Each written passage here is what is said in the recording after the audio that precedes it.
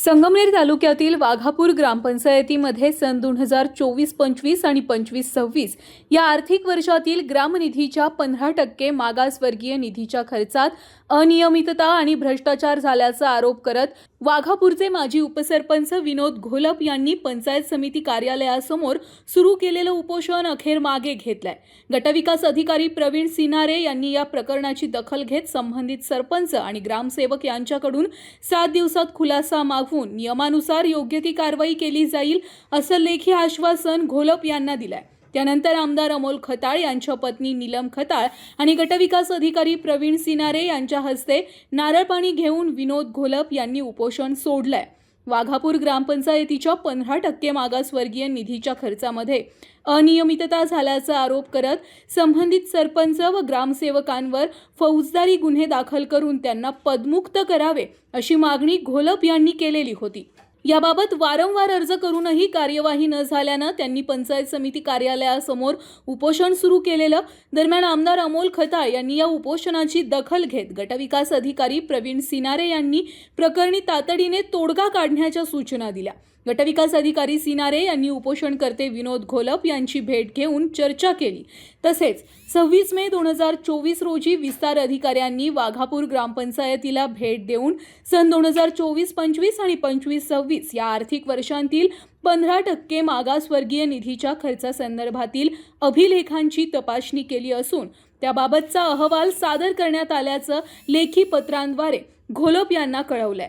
7 दिवसांमध्ये खुलासा घेऊन नियमानुसार योग्य ती कारवाई करण्याचे लेखी आश्वासन मिळाल्यानंतर घोलप यांनी उपोषण मागे घेतलंय। यावेळी सहाय्यक गटविकास अधिकारी राजेंद्र ठाकूर, आरपीआयचे तालुकाध्यक्ष आशिष शेळके यांच्यासह पंचायत समितीचे अधिकारी, पदाधिकारी आणि कर्मचारी उपस्थित होते।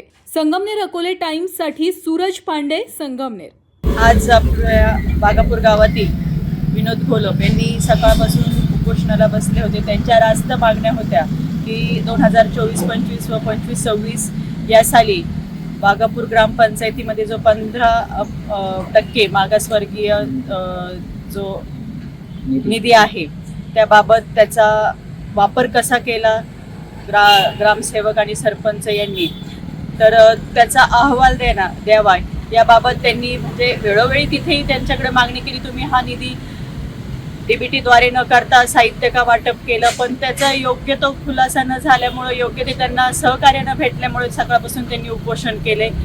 त्यासाठी आज BDO साहेब असतील व त्यांच्या सगळ्या सहकाऱ्यांनी तात्काळ सरपंच ताई व जे काही ग्रामसेवक ताई आहे त्यांना सांगून 7 दिवसात तो अहवाल सादर करायला लावला आणि त्या अहवालाच्या अनुषंगाने आज विनोद भाऊ उपोषण सोडत आहे।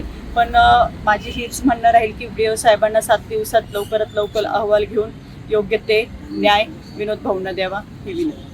खमंग, अस्सल आणि चमचमीत चवीचा शोध आता संपलाय। गणोरे पंचक्रोशीतील आणि अकोलेकरांसाठी एक मस्त आणि खास ठिकाण, अन्नदाता व्हेज नॉन व्हेज रेस्टॉरंट। शुद्ध शाकाहारी आणि जिभेचे चोचले पुरवणारे मांसाहारी जेवण, तेही पूर्णपणे स्वतंत्र किचन आणि स्वतंत्र बैठक व्यवस्थेसह। एवढंच नाही तर तुमच्या खास प्रसंगांना अधिक आनंददायी बनवण्यासाठी आमच्याकडे उपलब्ध आहे 300 लोकांची क्षमता असलेला भव्य बँक्वेट हॉल। साखरपुडा, सुपारी, वाढदिवस, गेट टुगेदर असो किंवा मग डोहाळे जेवण, प्रत्येक कार्यक्रम करा दणक्यात साजरा। मग वाट कसली बघताय? आजच भेट द्या किंवा कॉल करून बुकिंग करा। अन्नदाता veg non veg restaurant, Ganore. संपर्क करा 70 38 922 922।